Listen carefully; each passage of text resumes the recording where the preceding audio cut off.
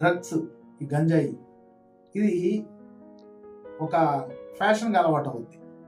అది ఎవరికి అలవాటు అవుద్ది అంటే యువతలో ఎక్కువగా ఫ్యాషన్గా ఆల్రెడీ అలవాటు పడ్డ కొంతమంది ఉంటారు. వాళ్ళతో వీళ్ళు కలవడం వల్ల, రెగ్యులర్గా చూడడం వల్ల, అంటే ఇప్పుడు సినిమాల్లో కానివ్వండి, టీవీలో కానివ్వండి, సోషల్ మీడియాలో గంజాయి గురించి వింటుంటారు, చూస్తుంటారు. ఏదైనా రెగ్యులర్గా చూడడం వల్ల, వినడం వల్ల ఇంపాక్ట్ ఖచ్చితంగా పడుద్ది.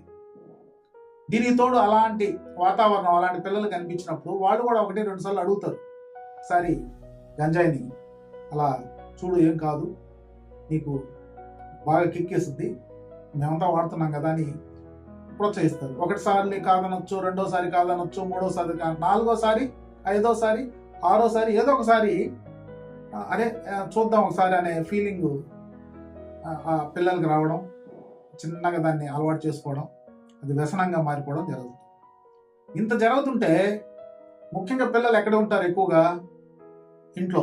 ఫస్ట్ ప్లేస్ ఇల్లు, తర్వాత చదువు అంటే కాలేజ్ కానీ స్కూల్ కానీ, తర్వాత సమాజం. ఈ 3 ప్లేసుల్లోనే కదా పిల్లలు ఉంటారు. ఈ 3 ప్లేసుల్లో వాళ్ళకి అలాంటి అలవాట్లు ఉన్నవాళ్ళు తగిలితే, రెగ్యులర్గా వాళ్ళతో స్నేహం పెరిగితే వాళ్ళ అలవాట్లు వీళ్ళకి వస్తాయి. 6 నెలలు వాళ్ళు వీళ్ళు తిరిగితే వీళ్ళ అలవాట్లు వాళ్ళు అవుతారని సామెత కూడా ఉంది. ఇది గమనించాలి. ఎవరు గమనించాలి? ఫస్ట్ ప్లేస్ ఇల్లు, అంటే తల్లిదండ్రులు గమనించాలి. 2వ ప్లేస్ స్కూలు, కాలేజీ, అంటే అక్కడ కూడా ఎక్కువ ఉంటాడు కాబట్టి. 3వ ప్లేస్ సమాజం. నేనేమంటానంటే ఇంట్లో తల్లిదండ్రులు ఖచ్చితంగా గమనించాలి. మా పిల్లాడు ఎన్ని గంటల స్కూల్కి వెళ్తున్నాడు, కాలేజీకి వెళ్తున్నాడు, ఎన్ని గంటలకి ఇంటికి వస్తున్నాడు, సెల్ ఫోన్ ఎంతసేపు వాడుతున్నాడు, సెల్ ఫోన్లో వాడితే ఏం చూస్తున్నాడు, ఇవన్నీ చాలా ముఖ్యం. అంతేకాకుండా స్కూల్లో ఏం జరుగుతుంది అనేది తల్లిదండ్రులకు ఎలా తెలుస్తుంది, ఎలా తెలియాలి?